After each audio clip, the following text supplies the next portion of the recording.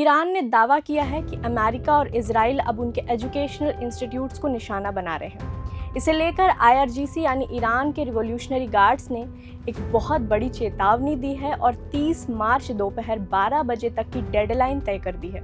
Iran का कहना है कि अब वो भी पलटवार करेंगे, वो ईंट का जवाब अब पत्थर से देगा। चलिए आपको विस्तार से समझाते हैं कि आखिर माजरा क्या है। ईरान के विदेश मंत्री सैयद अब्बास अरागाची ने एक बेहद कड़ा बयान जारी किया है। उन्होंने सोशल मीडिया पर सीधा अमेरिका और इजराइल को पार्टनर इन क्राइम यानी अपराध में भागीदार बताया है। अरागाची का कहना है कि इजराइल और अमेरिका मिलकर ईरान की शिक्षा और वहां के ज्ञान को दबाना चाहते हैं। उन्होंने साफ लफ्जों में कहा है कि यूनिवर्सिटी पर बमबारी करना कोई बहादुरी नहीं है, बल्कि ये उनकी हताशा और डर को दिखाता है।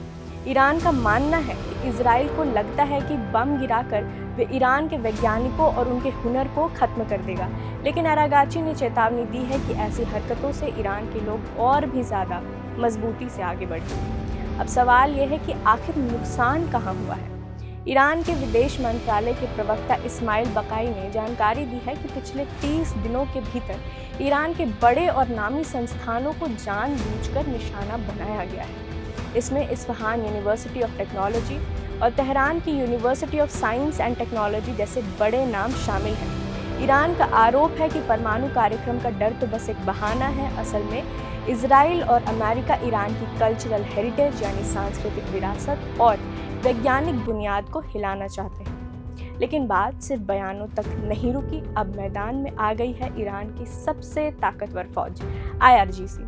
ईरानी मीडिया के मुताबिक IRGC ने एक खुली धमकी दी है। उन्होंने कहा है कि अगर ईरानी यूनिवर्सिटी पर हमले नहीं रुके तो पश्चिम एशिया यानी मिडिल ईस्ट में जितने भी अमेरिकी और इजरायली यूनिवर्सिटी और संस्थान हैं, ईरान उन्हें भी निशाना बनाएगा। इतना ही नहीं, IRGC ने एक डेडलाइन भी सेट कर दी है, सोमवार 30 मार्च दोपहर 12 बजे तक तेहरान के समय के अनुसार। अगर अमेरिका ने इन हमलों की आधिकारिक तौर पर निंदा नहीं की तो ईरान जवाबी कार्रवाई के लिए तैयार है। IRGC ने तो यहाँ तक कह दिया कि उन यूनिवर्सिटी के छात्र और स्टाफ अपनी जान बचाने के लिए कैंपस से कम 1 किलोमीटर दूर चले जाएं, यानी माहौल बहुत ही तनावपूर्ण हो चुका है। कुल मिलाकर देखा जाए तो पश्चिम एशिया की ये जंग अब एक बहुत ही खतरनाक मोड़ पर आ गई है। जहां पहले सैन्य ठिकाने और परमाणु केंद्रों की बात कर रहे थे हम, अब यूनिवर्सिटी के छात्र और प्रोफेसर भी इस लड़ाई के निशाने पर आ गए।